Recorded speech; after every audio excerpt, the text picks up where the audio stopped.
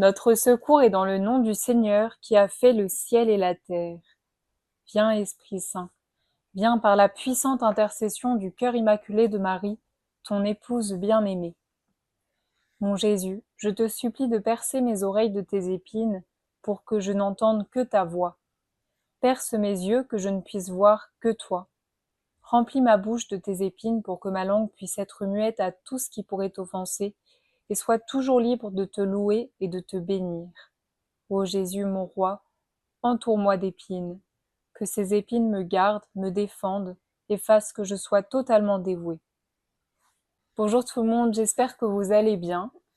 Eh bien, on continue notre lecture du livre du ciel. On est rendu à la page 86 pour la version de Rassemblement à son image.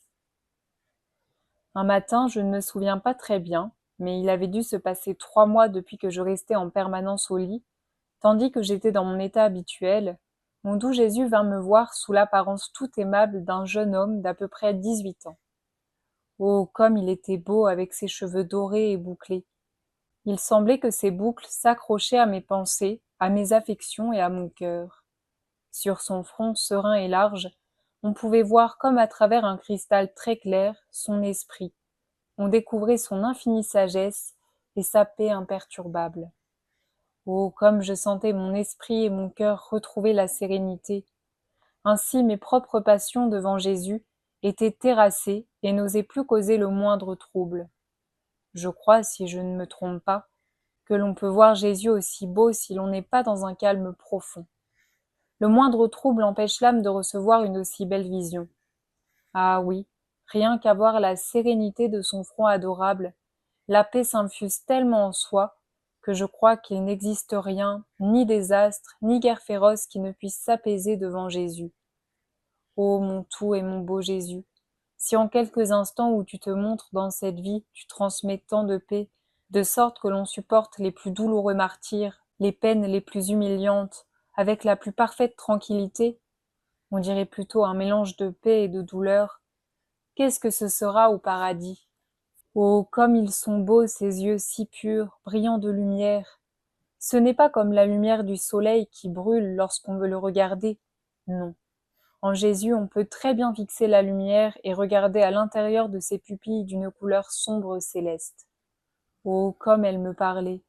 Ses yeux étaient si beaux qu'un seul regard suffisait à me faire sortir de mon corps et me mettre à courir derrière lui par les chemins et les monts, sur terre et au ciel.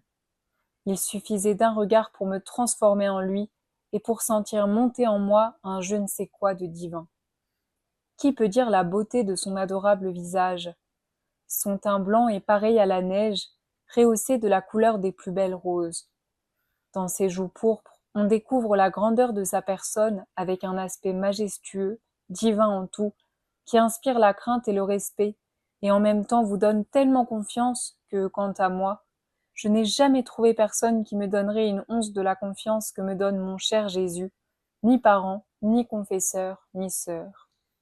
Ah oui, quel visage saint, si majestueux, si aimable, et cette amabilité attire tant que l'âme ne peut douter d'être accueillie par Jésus, aussi laide et pécheresse qu'elle soit. Évidemment, son nez est beau, il se termine en pointe, bien proportionné à son visage très saint. Gracieuse est sa bouche, petite mais extrêmement belle. Ses lèvres très fines, écarlates, sont si gracieuses quand il parle qu'il est impossible de bien le dire. La voix de mon Jésus est douce, suave et harmonieuse. Quand il parle, un tel parfum sort de sa bouche qu'on n'en trouve pas sur terre, semble-t-il. Il pénètre si bien qu'il vous pénètre tout entier et qu'on le sent descendre de l'oreille vers le cœur, et là, oh, quels effets il produit! Mais qui pourrait tout dire? Et puis c'est tellement agréable que je crois que l'on ne peut trouver autant de plaisir que dans un seul mot de Jésus. La voix de mon Jésus est très puissante, agissante. Le seul fait de parler suffit à accomplir ce qu'il dit. Ah oui, elle est belle sa bouche, mais elle montre plus de grâce encore en parlant, lorsqu'elle découvre des dents si nettes et bien ajustées, et lorsque son souffle d'amour enflamme, darde et consume le cœur. Belles sont ses mains, douces, blanches, délicates, avec des doigts harmonieusement faits, qu'ils bougent avec une telle dextérité que c'est un enchantement à regarder. Oh, comme tu es beau, mon doux Jésus! Ce que j'ai dit n'est rien comparé à ta beauté. Il me semble même n'avoir dit que des sottises. Mais que veux-tu? Pardonne-moi, c'est l'obéissance qui le veut ainsi. De moi-même, je ne me serais pas risquée à en dire un seul mot, connaissant mon insuffisance. On va s'arrêter sur ce texte aujourd'hui. Louisa nous décrit l'humanité de Jésus, et je me disais que c'était une bonne occasion de contempler l'humanité du Christ. Beaucoup de saints, de mystiques et même l'Église ont dit que l'humanité du Christ, elle était l'échelle pour accéder à sa divinité, pour mieux comprendre sa divinité. Et depuis 2000 ans que le Christ est venu, qu'il est mort et qu'il est ressuscité, les saints nous ont vraiment invités à contempler l'humanité du Christ. Je vais vous lire quelques petites citations de saints sur ce sujet. Sainte Thérèse d'Avila nous dit « Je n'ai jamais pu comprendre comment on peut penser que l'humanité du Christ nous empêche d'aller à Dieu. Tant que nous vivons dans ce corps, il nous est très utile de fixer notre regard sur l'humanité sacrée de notre Seigneur Jésus-Christ. » Saint Jean de la Croix nous dit « Le Christ est le chemin, et nul ne va au Père sinon par lui. L'âme doit toujours s'appuyer sur le Christ homme, car c'est par lui que Dieu s'est communiqué aux hommes. » Saint François de Sales, lui, nous dit « Considérez souvent Jésus-Christ dans son humanité.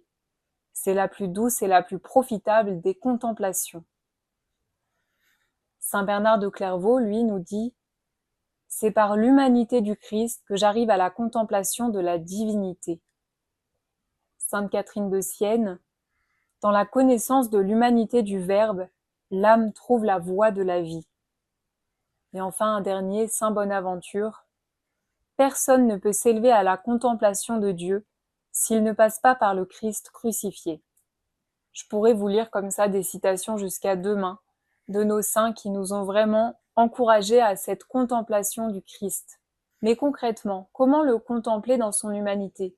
Parce que si vous êtes comme moi, le Christ, vous l'avez jamais vu humainement, vous ne recevez pas d'apparition et Jésus ne vous parle pas directement. Mais heureusement, ça c'est secondaire. Voilà les moyens par lesquels on peut contempler l'humanité du Christ. Déjà, tout simplement, il y a par la lecture de l'Évangile. Deuxièmement, il y a par la récitation quotidienne du chapelet, où chaque jour on est invité à méditer sur les mystères, glorieux, douloureux, joyeux, lumineux, et ça nous permet d'entrer dans cette contemplation de l'humanité de Jésus. Et le troisième moyen que Jésus met à notre disposition, c'est les écrits de Maria Valtorta. Dans les écrits de Maria Valtorta, on peut vraiment contempler l'humanité du Christ. Et d'ailleurs, c'est une des raisons pour lesquelles il a donné l'œuvre de l'Évangile tel qu'il m'a été révélé. Je vous lis ce que Jésus dit à ce sujet, pourquoi il a donné l'œuvre de Maria Valtorta. Cette œuvre a pour but de rétablir la vérité sur les figures du Fils de l'homme et de Marie, vrai fils d'Adam pour ce qui est de la chair et du sang, mais d'un Adam innocent. Les enfants de l'homme devaient être comme nous si les premiers parents n'avaient pas avili leur parfaite humanité, le mot homme étant pris dans le sens de créature dans laquelle se trouve une double nature, la nature spirituelle à l'image et à la ressemblance de Dieu, et la nature matérielle. Vous savez ce qu'ils ont fait. Ils avaient des sens parfaits, c'est-à-dire soumis à la raison malgré leur grande finesse. J'inclus les sens moraux au sens corporel. Cette œuvre a encore pour but d'éclairer des faits qu'un ensemble complexe de circonstances a couvert de ténèbres jusqu'à former des zones obscures dans la clarté du tableau évangélique. Ce qui paraît être des causes de rupture ne sont que des points devenus obscurs, entre l'un ou l'autre épisode des passages indéchiffrables. Les éclaircir, c'est donner la clé qui permettra la juste compréhension de certaines situations qui s'étaient créées et certaines manières fortes que j'avais dû avoir, qui contrastaient tellement avec mes exhortations continuelles au pardon, à la douceur et à l'humilité, certaines raideurs envers des adversaires entêtés et que rien ne pouvait convertir. Cette œuvre a pour but de faire connaître exactement la complexité et la durée de ma longue passion, qui culmine dans la passion sanglante accomplie en quelques heures. Elle m'a consumé comme une torture quotidienne pendant bien des années, et est allée toujours en s'accentuant. connaître aussi la passion de ma mère, dont le glaive de douleur a transpercé le cœur pendant le même temps, et vous pousser, par cette meilleure connaissance, à nous aimer davantage. J'ai pas retrouvé un autre passage auquel je réfléchissais, mais Jésus insiste beaucoup sur le fait que, avec les siècles, on a beaucoup déformé son image, parce que Jésus est tellement humble, il était tellement pauvre, que nous, on a voulu au cours des siècles un petit peu exagérer, le faire paraître peut-être plus roi, plus triomphant, plus pompeux en fait. Et il insiste sur le fait que l'œuvre de Maria Valtorta permet de remettre les choses à leur juste place et de contempler Jésus dans ce qu'il est réellement. Et je pense qu'on est très nombreux à avoir lu les écrits de Maria Valtorta, et je vous assure que bien souvent, lire une page, c'est vraiment sanctifiant. Chaque acte que Jésus accomplit, chaque situation dans laquelle il est, c'est un véritable enseignement, et ça permet de mieux le connaître et de mieux l'aimer.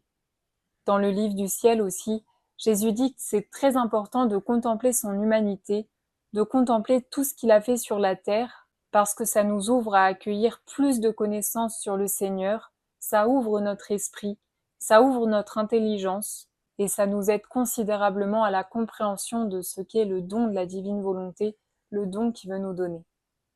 Pour la prochaine fois, je nous invite à réfléchir quelle place elle a dans notre vie cette contemplation de l'humanité de Jésus, et de prendre la résolution de contempler plus souvent le Seigneur dans son humanité, parce qu'encore une fois, c'est comme ça que les saints sont devenus saints, et c'est ce qui va permettre d'ouvrir notre intelligence aux connaissances du ciel. Et je rebondis aussi sur ce que disait Louisa tout à l'heure dans le texte qu'on a lu, quand elle dit que quand Jésus parle, il fait pas que parler, mais il infuse aussi ce qu'il dit en nous. D'où l'importance de lire les paroles d'Évangile, de lire les paroles de Jésus. Et pour moi, c'est le même Jésus dans l'Évangile, c'est le même Jésus dans Maria Valtorta, c'est le même Jésus dans Louisa. On a tout ça à disposition, donc vraiment, ne perdons pas de temps et essayons de nous nourrir toujours davantage. On ne sera vraiment pas déçus. Je vous remercie d'avoir regardé cette vidéo et je vous dis à dimanche prochain 18h pour continuer notre lecture du livre du ciel. Soyez bénis. Viens, je veux t'emmener